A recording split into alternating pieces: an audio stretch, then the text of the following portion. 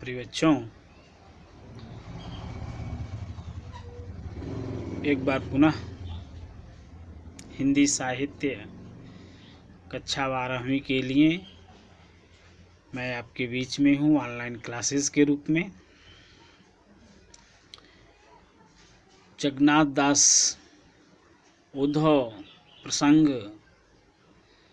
जो उन्होंने लिखा है, जिसका हम लोग वाचन कर रहे हैं, उनकी तीसरी कविता लेकर के मैं आपके बीच में उपस्थित हूँ।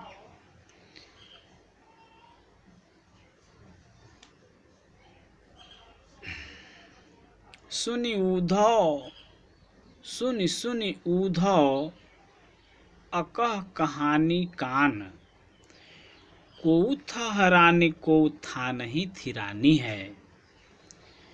को था हरानी को था नहीं थिरानी है, कहें रत्नाकर रिसानी बर रानी को बिल खानी बिकलानी बिथ कानी है। को सेद सानी को भरी दृग पानी रही, को घूमि घूमि परि भूमि मुरझानी है।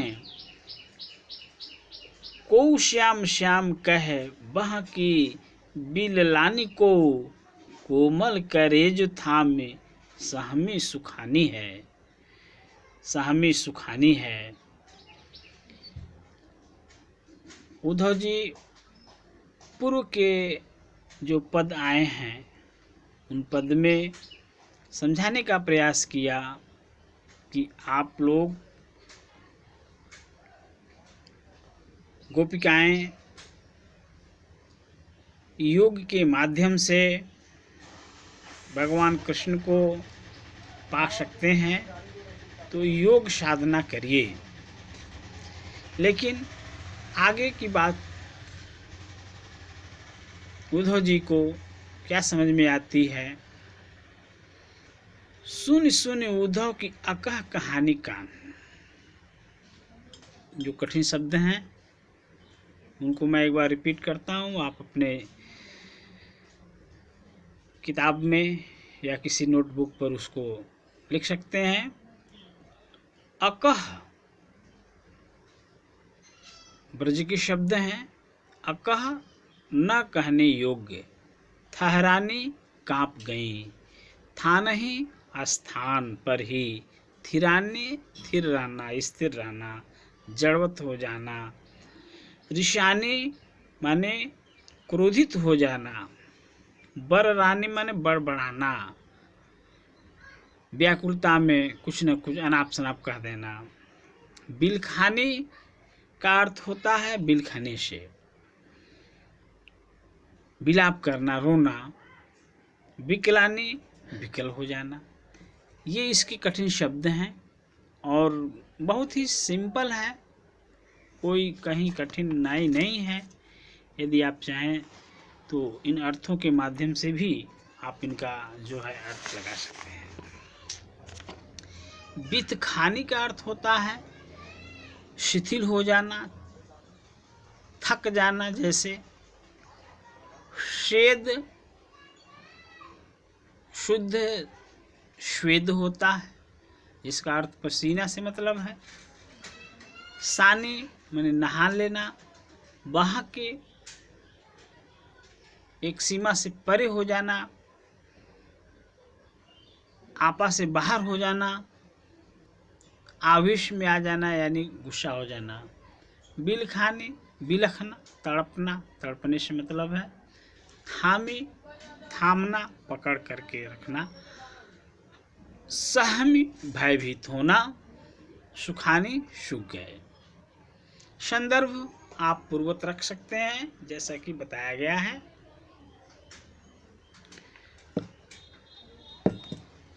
प्रसंग में आप लिख सकते हैं कि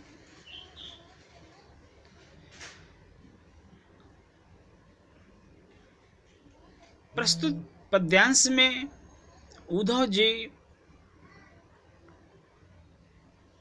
के न कहने योग्य कहानी को सुनकर गोपियों की जो दुर्दशा हुई उसी भाव का कवि ने यहाँ चित्रण किया है।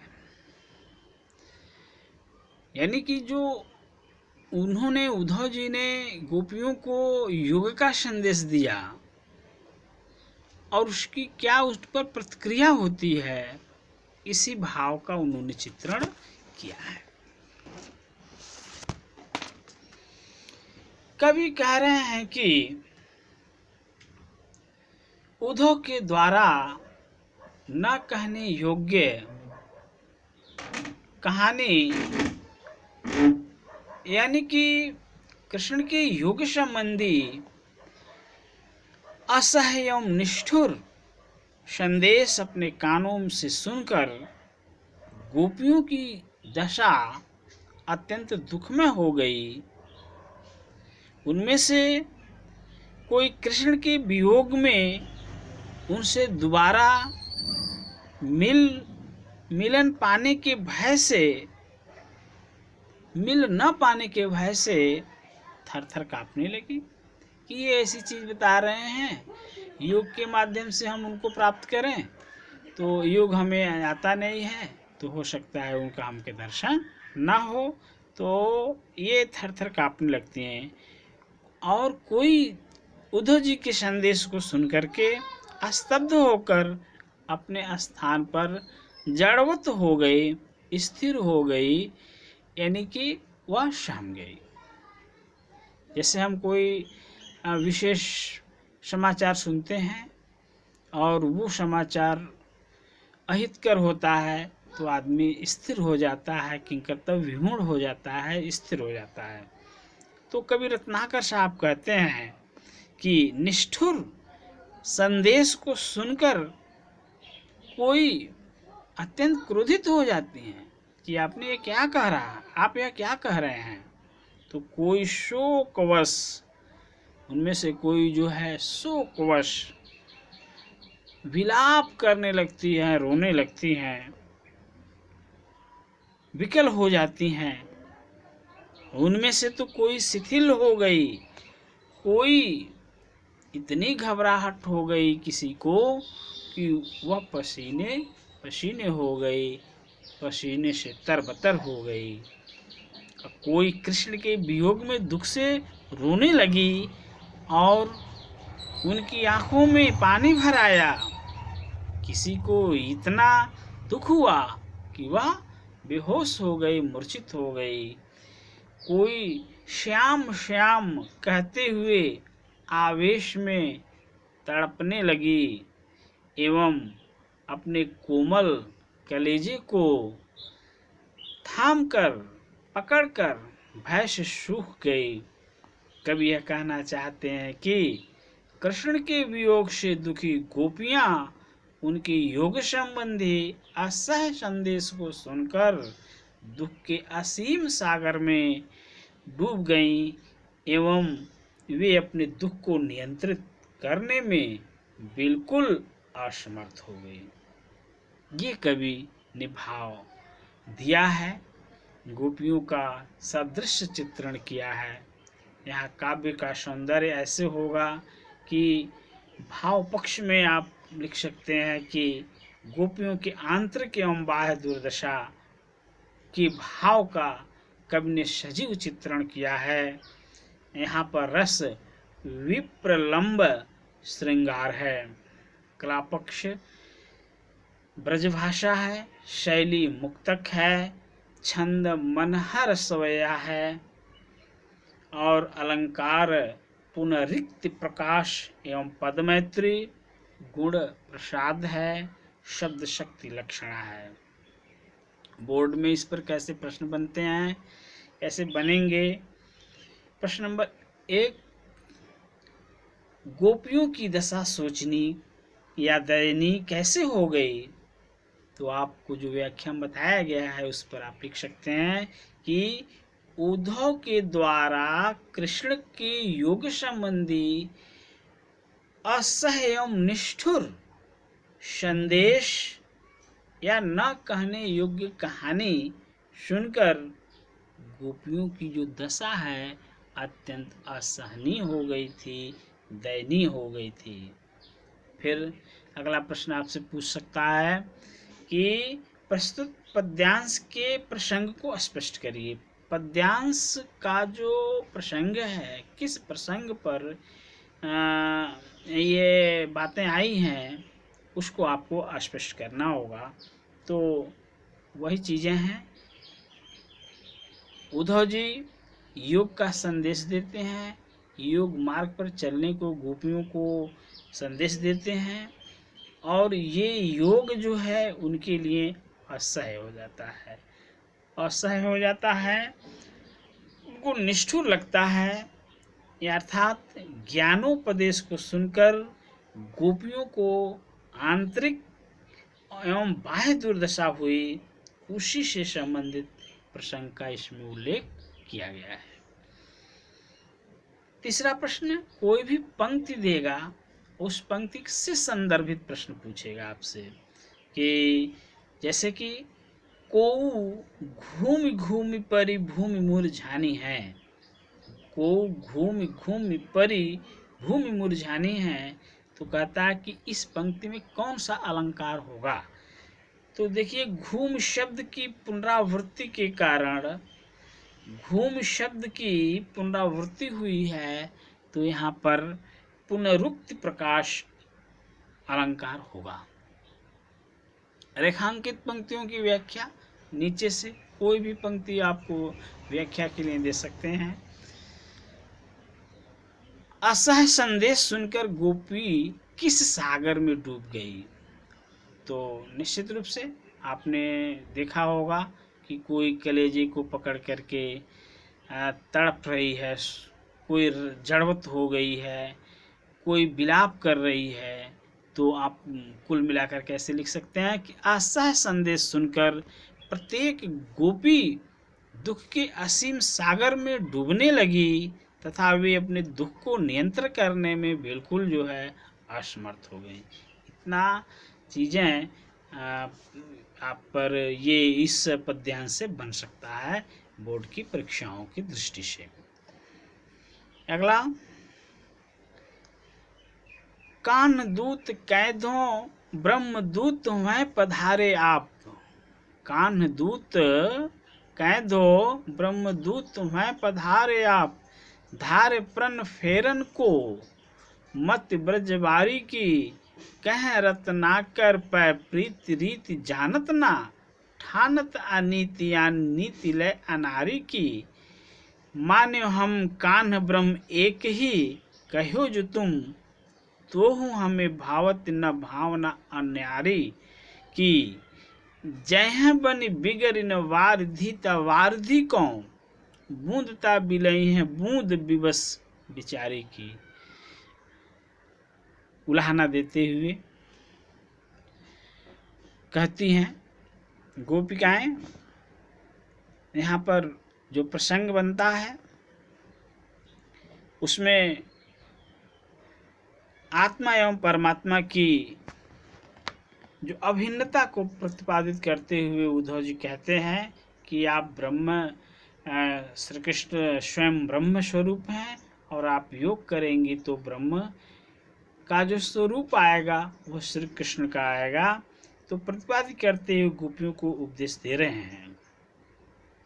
गोपियां उद्धव से प्रश्न करती हैं, कान दूत कैदो ब्रह्म दूत वहाँ पधारे आप। हे उद्धव महाराज, हे उद्धव महाराज, यानी गोपियां जो है उद्धव जी से प्रश्न कर रही हैं कि आप जो है ब्रज बालाओं की बुद्धि को बदलने का जो प्रण लेकर तथा कृष्ण का दूत बनकर आए हैं, या ब्रह्म दूत बनकर के आए हैं। यानी आप हम लोगों को संदेश, कृष्ण का संदेश लेकर के आए हैं, अथवा आप जो है ब्रह्म का संदेश लेकर के आए हैं। कि आप, वही कहते हैं कान दूत कैद हो, कि आप कृष्ण के दूत हैं, कन्हैया के दूत हैं, या ब्रह्म के दूत के रूप में आप पधारे हैं। धारे प्रण फेरन को मत ब्रजबारी की, वे उद्धव से कह रही हैं, तो कहने को तो वे कृष्ण का दूत बनकर आए हैं, किंतु कृष्ण की चर्चा न करके आप ब्रह्म की चर्चा ही कर रहे हो। कह रत्नाकर पर प्रीत रीति जानतना। रत्नाकर कवि कहते हैं कि उद्धव को प्रीति की रीति का ज्ञान नहीं है, क्योंकि उद्धव एक योग साधक हैं, एक योगी हैं, उनको प्रेम की रीति का पता नहीं है।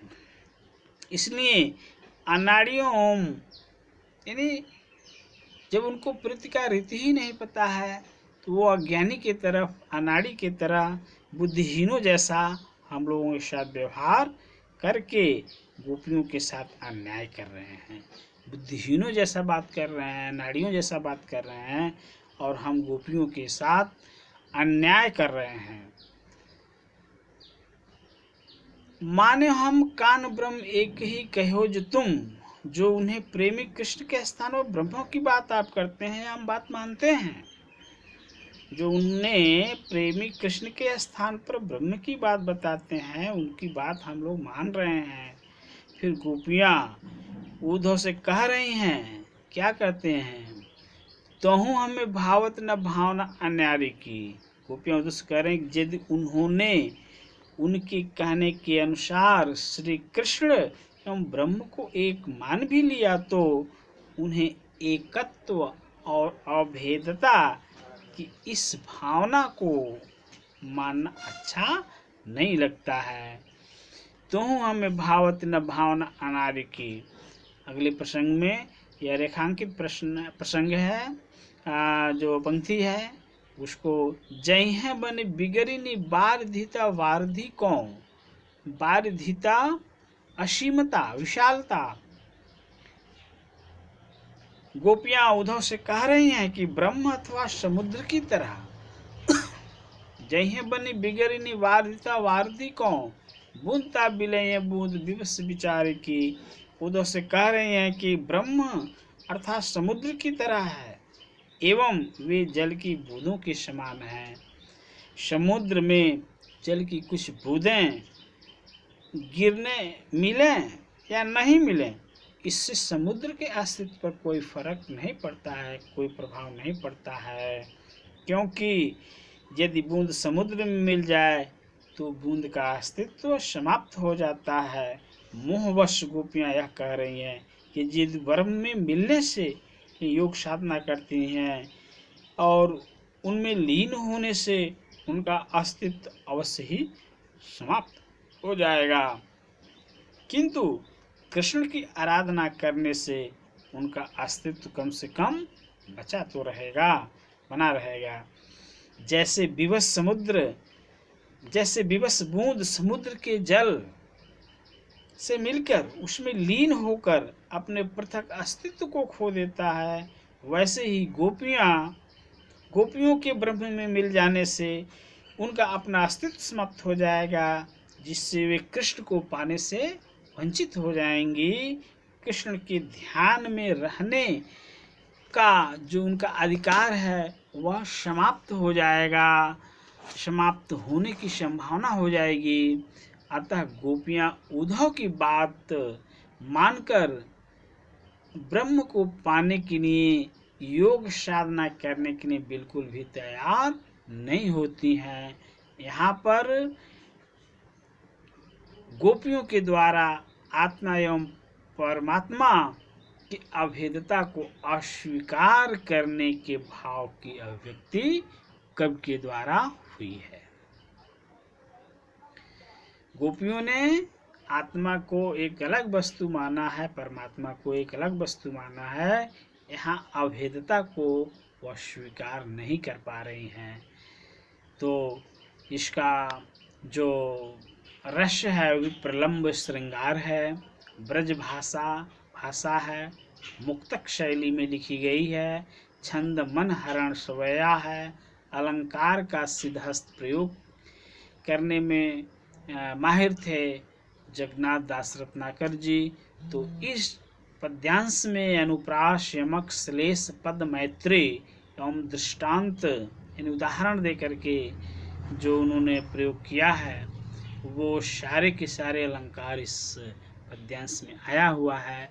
और गुण बहुत ही माधुर्य है और शब्द शक्ति जो है इसकी लक्षणा और व्यंजना है। धन्यवाद। इस पर बोर्ड के प्रश्न क्या पूछेंगे? पहला प्रश्न बनाया जा सकता है कि गोपियों ने ब्रह्मदूत किसे कहा? बहुत सिंपल सा प्रश्न बनता है, कहीं भी घबराने की ज़रूरत नहीं बनती है। आप पद्यांश को एक बार पढ़ें और उसमें तुरंत पद्यांश पर आधारित जो प्रश्न बनते हैं उसका उत्तर मिल जाता है। तो कहते हैं गोपियों ने ब्रह्मदूत किसे कहा, तो इसका उत्तर आपको मिल जाएगा कि गोपियों ने उद्धव को ब्रह्मदूत कहा। कवि ने उद्धव को अनारी क्यों कहा? कवि ने गोपियों को अनाड़ी क्यों कहा? अनारी यानी अनाड़ी क्यों कहा? क्योंकि वे गोपियों से कृष्ण की चर्चा न करके ब्रह्म की चर्चा कर रहे थे, तो ऐसा लगता था कि वो ब्रह्म के दूत हैं, इसलिए अनाड़ी कहा गया। प्रस्तुत पद्यांश में ब्रह्म की तुलना किससे की गई है? ब्रह्म की तुलना जो है गोपियों ने अथाह समुद्र से करते हुए ब्रह्म अर्थात समुद्र की तरह है, अथाह समुद्र की तरह है एवं जल के बूंदों के समान है। जो उसमें एक बूंद मिल जाएगी तो उसका अस्तित्व समाप्त हो जाएगा। तो ब्रह्म की तुलना समुद्र से किया गया है। रेखांकित पंक्तियों की व्याख्या, ये अंतिम प्रश्न बनता है। और ये ऐसे भी प्रश्न पूछा जा सकता है कि प्रस्तुत पद्यांश में कौन सा रस है। तो आपको स्पष्ट लग रहा है कि जो गोपियां हैं वो भगवान कृष्ण बिछुड़ी हुई है, तो निश्चित रूप से यहाँ पर वियोग श्रृंगार रस है, जिसको विप्रलंब वियोग श्रृंगार रस कहते हैं। Thank you.